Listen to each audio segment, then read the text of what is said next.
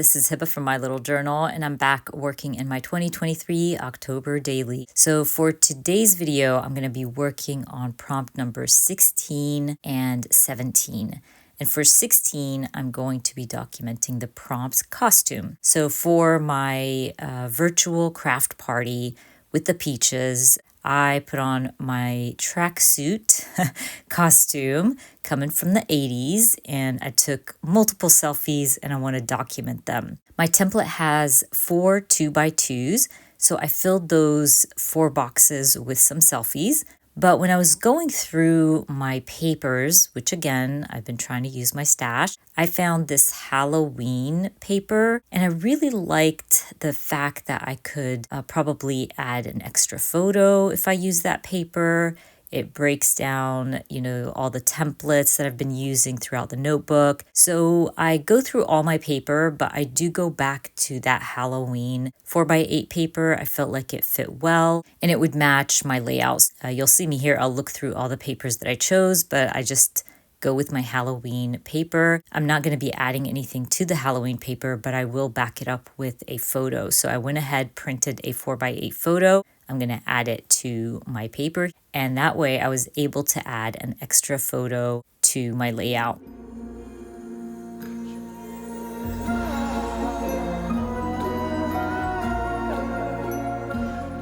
Now I will be stamping my number directly on my large photo, just so I can save some space on the opposite side. And once I stamp out my number, I'm going to try to fill out the opposite side with a card. I felt like the past few prompts, I haven't been using my stash as much as I wanted to. So I go through my 3x4 cards and I'm going to choose something to fill in that space as much as possible. That way, whatever's left over, I can add my journaling and maybe a few stickers or something like that.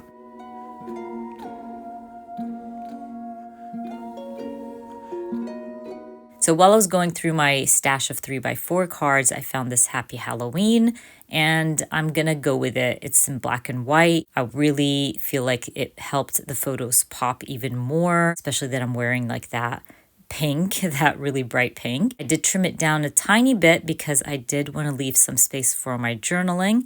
Once I stick that down, I'm gonna grab my journaling and add that right underneath my 3x4 card.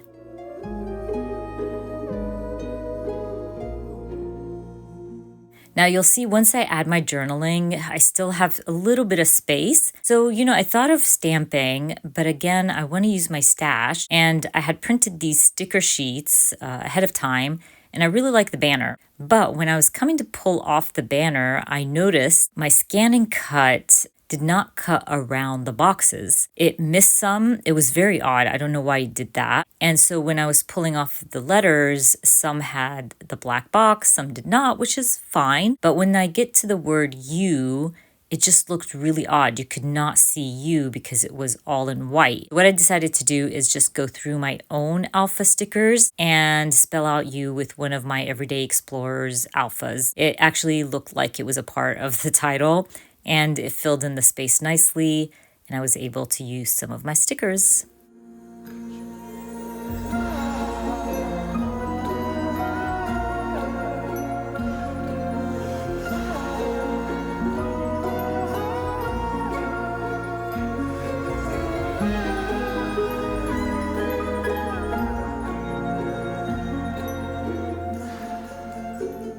Before I wrap up day 17, I'm just going to go through my stickers again, and I'm going to find this really adorable purplish blob that said this is Halloween, and I felt like it fit so nicely in between my photos, so I'm just going to go ahead and add that right in the middle of my 4 photos. And I call day 16 done, and we can move on to day 17, where I'm going to be documenting sweater weather. So I have this photo of Laith wearing a beanie and a sweater, and I thought it was hilarious because it was literally 75 degrees outside and he was already wearing a beanie and a sweater. He loves fall and winter and he was so ready for it. And when I asked him, what's up with the beanie and sweater, he was like, I'm just ready for fall. So I wanted to document him for sweater weather. I'm going to be using this older Studio Calico stamp set. It had some sweaters, and I thought it would be fun to stamp 3 of them next to each other in different colors, just to bring in some color to my spread.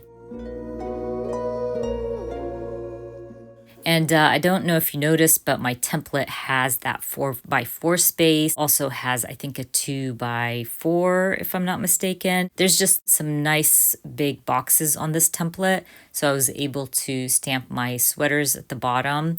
I'll even grab my stickers and add a sticker there too, so you can see that spacing is really nice and comfortable for you to stamp or add photos. Anyways, I am going to use my large Studio Calico number stamp to stamp 17. I did add the 1 on one side of lathe and then the 7 on the opposite side so it can fit nicely.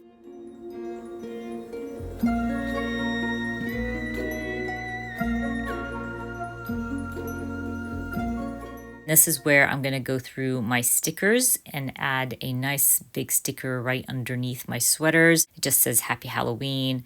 It matched, it looked cute. So for the top, I'm going to be using that space for my title, which is going to be Sweater Weather, and I might be adding a little bit of journaling as well. So if you've been following me for a while, you know I usually don't measure my title to fit into a certain space. I just go for it. But this time around, I decided to try and see if I can use this alpha in the space and still be able to stamp my large title. And I felt like it was okay and it should fit nicely. And I just decided at the moment that I'm just gonna stamp this wonky a little bit.